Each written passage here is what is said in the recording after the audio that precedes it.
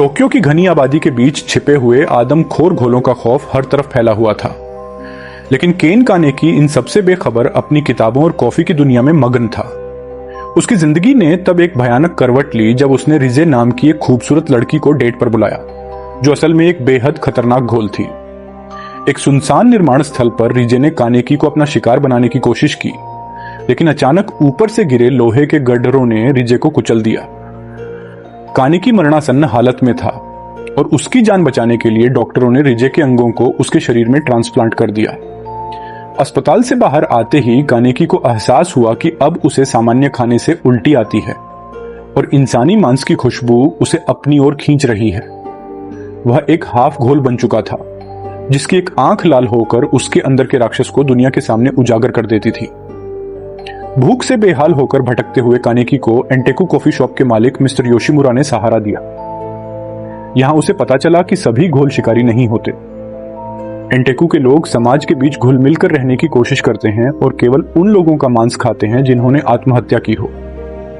तोका किरिशिमा, जो खुद एक ताकतवर घोल थी, उसने कानेकी को नफरत और मजबूरी के साथ अपनी नई पहचान स्वीकार करना सिखाया। इसी बीच कानेकी ने देखा कि इंसानों की संस्था सीसीजी के अफसर, जिन्हें डव्स कहा जाता था, किस बेरहमी से घोलों के परिवारों को खत्म कर रहे थे।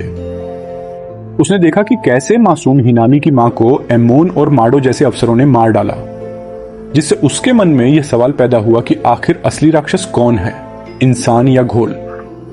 जैसे जैसे कानेकी इस दोहरी जिंदगी में तालमेल बिठाने की कोशिश कर रहा था, टोक्यो के घोलों के बीच आओगिरी ट्री नाम के एक आतंकवादी संगठन का दबदबा बढ़ने लगा।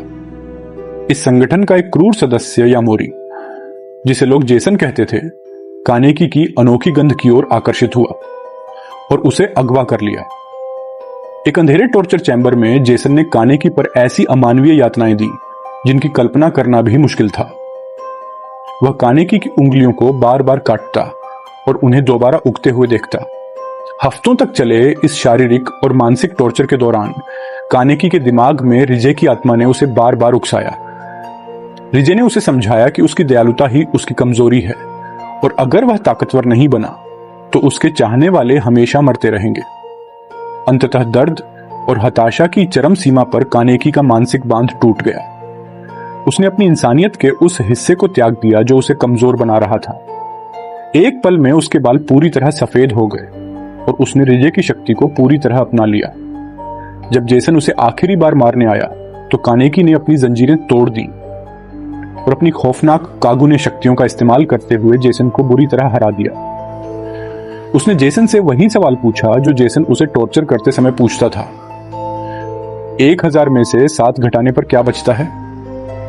सीजन के आखिरी लम्हों में कानेकी ने जेसन को खाकर अपनी ताकत बढ़ाई और उस डरे हुए लड़के की जगह एक ठंडे और शक्तिशाली योद्धा ने ले ली। उसने समझ लिया था कि इस दुनिया में शांति से जीने के लिए उसे खुद उस अंधेरे का हिस्सा बनना होगा जिससे वह अब तक भाग रहा था।